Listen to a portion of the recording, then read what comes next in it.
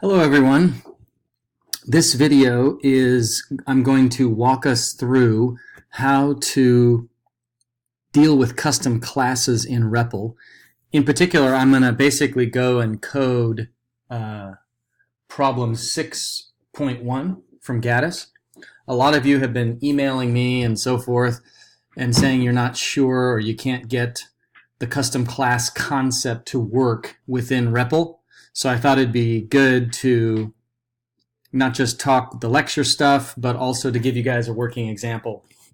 So from 6.1, we can see here, it wants us to create an employee class. Write a class named employee that has the following fields: name, ID number, department, position.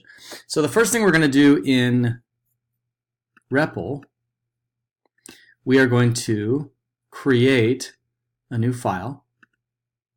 We're going to call it employee, because that's the name of our custom class, employee.java. Okay. Within that class, we are going to define a class name. So we're going to say public class employee. Okay, so we've got our basic class. Now, it wants us to create the following fields: name, ID number, department, and position. If you recall from the lecture, we are going to want to create private values for those variables that we will set from the public methods. So I'm going to create a private field called name. I'm going to create a private field called ID number.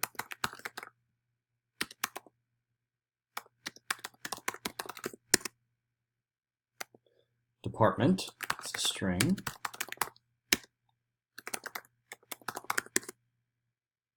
And finally, position, which is the employee's job title. Obviously, that's also a string. Okay.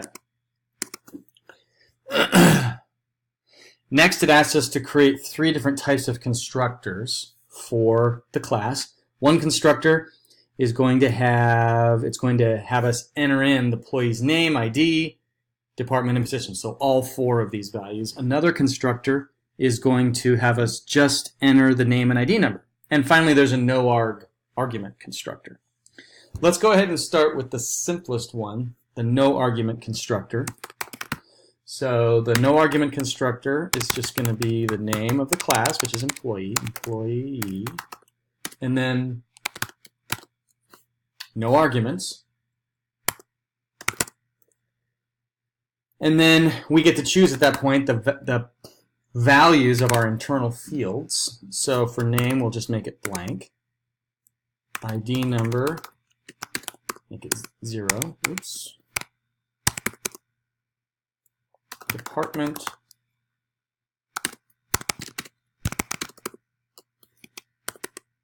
And finally, position. Okay. So that's good. Now we also need to make 2 other constructors, and just to save time, I'm going to go ahead and just stub them out, starting with the empty one. But one of them is going to have the full meal deal. We're going to input a name, an ID, a department, and a position. And you can imagine that instead of setting them to the default values, we would now use the inputs. Okay, so that's constructor 2. And then finally, we're going to do another one that's just the employee name and ID. So we'll create that 3rd constructor, and for the name, it's going to be the input name, the ID will be ID, and then of course the other 2 fields would be set to default values.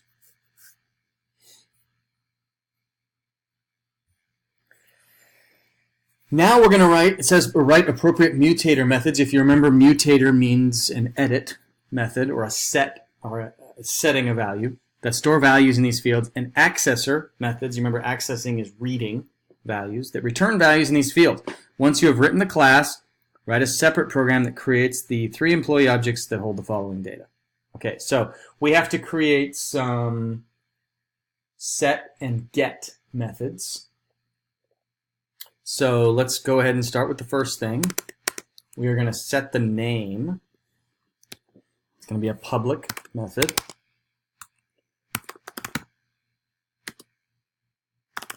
Since it's a set, the return is nothing, so set, we'll call it set name.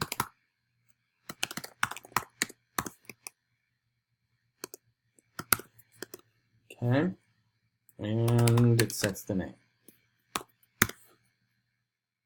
And to save time, I'm going to go ahead and just do these other set ones, and I'll come back to you in a minute, and we'll continue. Okay, so you can see I've done the 4 set functions: set name, set ID number, set department, set position. Next, we're going to write the 4 get functions, which are the accessor methods. So I'm going to start with the get name, and the return value is a string because we're returning back the name that's stored in the object, and we are simply going to return that variable that we've set at the class level, the private variable, return name. And now I'm going to go ahead and set those as well, or excuse me, write the get functions, the other 3 get functions, and I'll come back to you in a minute. Okay, so you can see we've now written the 4 get functions: get name, get ID number, get department, and get position. So we essentially have created our employee class. Finally, it tells us the program should store the data in 3 objects and display the data. So we are going to need to, we now have created the employee.java class. Now we actually want to use that class in our main class. So this public static void main, that's essentially where our main test program is going to run. So the first thing it says is we're going to store this stuff in 3 objects. So we're going to create an instance of the employee class. We'll call it employee 1, and it's going to be a new employee. And we are going, in this particular example, we're creating it with a default constructor. In that case, we're going to need to use the set functions to set the 4 properties. So let's do that for Susan Myers. So for employee 1, we are going to set the name to Susan Myers.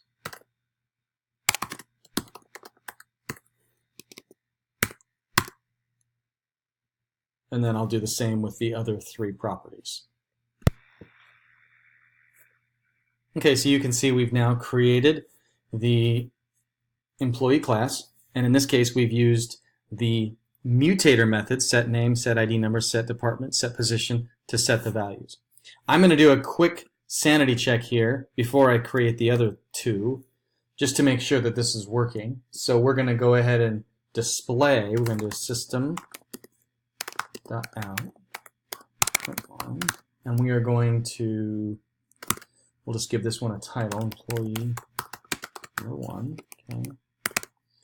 And then we're going to go ahead and print out the 4 values. We're going to be using the accessor methods to print the values out.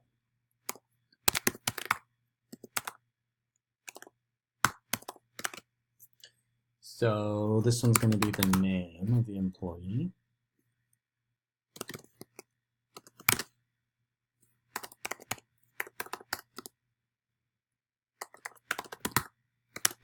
And then similarly, we're going to print out the other 3 properties. Okay, so you can see now we have in our main Java file, we have an instantiation of the employee class, and now I'm just printing out the values that I set to that employee class, the name, the ID number, department, and position. So let me run that.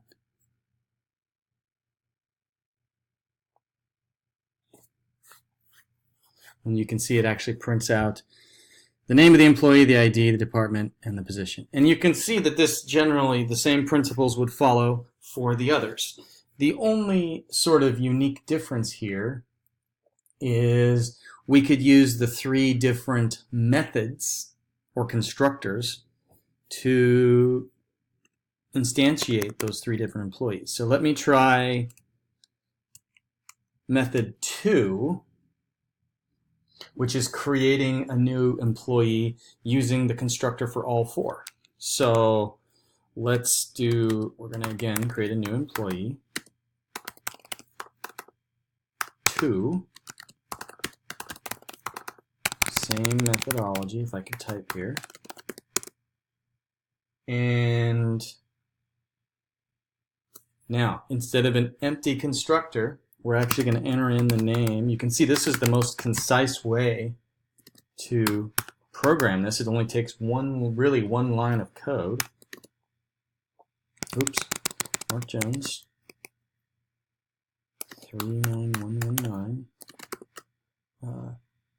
His department is IT, and his position is programmer. I can relate to that. So that's this one.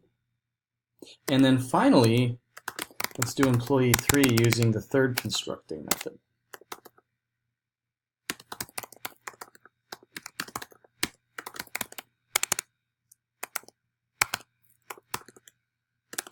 And that method had us enter just the name and the ID numbers. So we'll say Joy Rogers,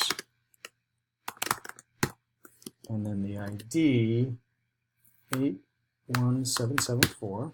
Okay. And then for that one, if we want to add the other 2 properties, we would need to, let me just use the ubiquitous copy paste. Instead of employee 1, we're going to do 3.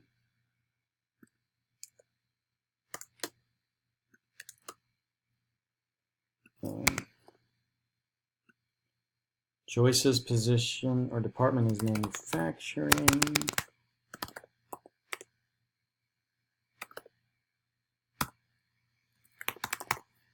And her role is engineer. Okay. And then I'll go ahead and pause here, and we'll use the output, essentially the same technique we used for employee 1. Okay, so we have our 3 different employees, each using a different constructor, and then we essentially have the output for employee 1, employee 2, and employee 3 down here at the bottom. So if we run that, you can see that it prints it out. So I guess the take-home points, a lot of you are wondering, how do I create custom classes and use them within REPL? Now, you obviously have the idea to create custom classes and use them within a local dev environment. I use IntelliJ. Here's an example.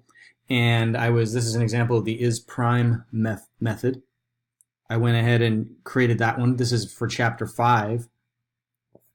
And I can actually write the Java file here, and then I can actually run it using the tools from within IntelliJ. So in this example, I'm running isPrime method. And let's see, where's it going?